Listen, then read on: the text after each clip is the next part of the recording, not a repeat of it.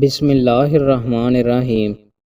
رسول اللہ صلی اللہ علیہ وآلہ وسلم نے ارشاد فرمایا، جنت میں پانی کا دریا ہے، شہد کا دریا ہے، دودھ کا دریا ہے اور شراب کا دریا ہے۔ پھر جنت والوں کے جنت میں داخل ہونے کے بعد نہریں نکلیں گی۔ رسول اللہ صلی اللہ علیہ وآلہ وسلم نے ارشاد فرمایا، آدمی کے اسلام کی خوبی یہ ہے کہ وہ ایسی چیزوں کو چھوڑ دے جو اس سے غیر متعلق ہوں۔ رسول اللہ صلی اللہ علیہ وآلہ وسلم نے ارشاد فرمایا، دو بھوکے بھیڑیے جنہیں بکریوں کے ریوڑ میں چھوڑا جائے تو وہ ان کے لیے اتنا نقصان دہ نہیں جتنی آدمی کے مال و جاہ کی حرص اس کے دین کے لیے نقصان دہ ہے۔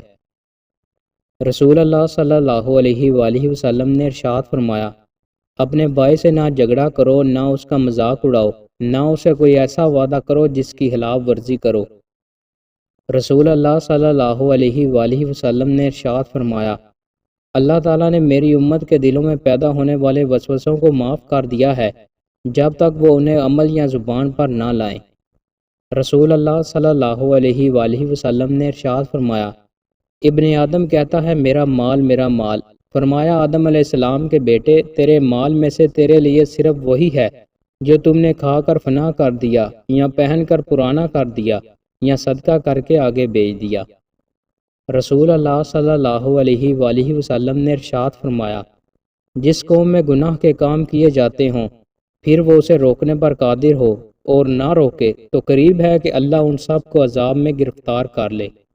رسول اللہ صلی اللہ علیہ وآلہ وسلم نے ارشاد فرمایا، تمہارا رب اپنے بندے کی اس بات سے خوش ہوتا ہے جب وہ کہتا ہے کہ اے اللہ میرے گناہ بخش دے، کیونکہ تیرے سوا کوئی اور ذات نہیں ہے جو گناہوں کو معاف کر سکے۔ دوستوں، مزید اچھی ویڈیوز کے لیے ہمارے چینل کو سبسکرائب لازمی کریں۔ بہت شکریہ۔